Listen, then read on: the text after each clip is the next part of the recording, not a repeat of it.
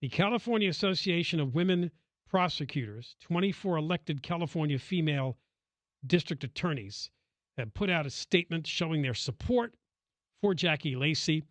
We'll talk to District Attorney Anne-Marie Schubert of Sacramento County, bring her on the air here, and talk about the many reasons that Jackie Lacey should stay in this job. Welcome to the show, Anne-Marie. Thank you for having me. I appreciate it very much. And I know you've been a prosecutor yourself. You're involved in the Golden State Killer case. That's how people might know some more about you. But explain to us exactly why it's important that Jackie Lacey keep this position as L.A. County DA. Well, I think people need to first understand Los Angeles County has the largest district attorney's office in the country.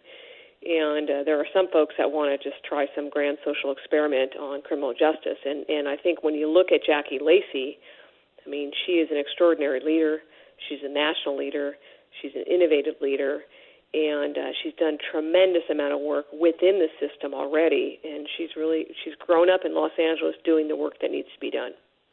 Yeah, and I think you touched on it right there at the beginning of your statement, this concept of criminal justice reform that backers of her opponent seem to be pushing, and they've cornered Jackie Lacey. I mean, they've chased after. I think a great example of that is the death penalty. Now, I've heard in some cases they want to retry everybody who's already been given the death penalty and try to move them into a life in prison without parole category. And Jackie Lacey has made the case, and I'm sure you agree, Anne-Marie, that it's only used in extreme circumstances. Oh, it's less than 2% of the cases, and if you look, at the cases in Los Angeles County, wherever you look at that these occur, they are, the worst of the worst, serial killer, child killers. But that's only one small piece. I mean, this is a much bigger issue, and when people want to try to downplay Jackie as being anti-reform, that is the furthest from the truth. She is quite extraordinary in her reform efforts, but she's balanced and she's fair. And she leads with dignity and grace. And I think one of the most starkest examples of this is that she led really her office in creating what they call a conviction review unit years ago, where people could look at their convictions. We could go back and look at them.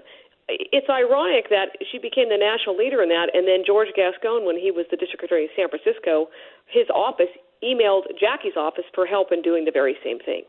And so when you look at things, she's the leader. She's the one creating innovative programs, whether it's that, whether it's human trafficking. Her mental health program in Los Angeles County is quite extraordinary. It's gained her national attention.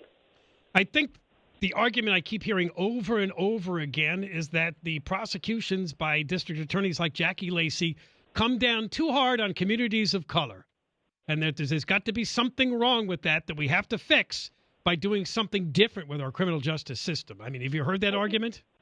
I've heard the argument, but I also know Jackie Lacey. First of all, she's the first African-American female district attorney in 162 years that the DA's office in L.A. has existed. She's a woman of color.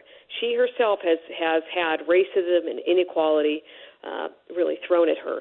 But she would also tell you that 80% of the victims of crime are people that come that are either people of color or people that come from underserved communities. And that's why 2 weeks into her job 34 years ago, she knew she found her calling. And that is because she wanted to be the person that stood up for everyone, not just one person or this group or that group, but for everybody. All right. Thank you very much, Anne-Marie. I appreciate it. Oh, you're very welcome. All right. I think it's also, if I get just one thing, is please remember to vote and to go down the ballot and turn your votes back in because everybody's vote matters.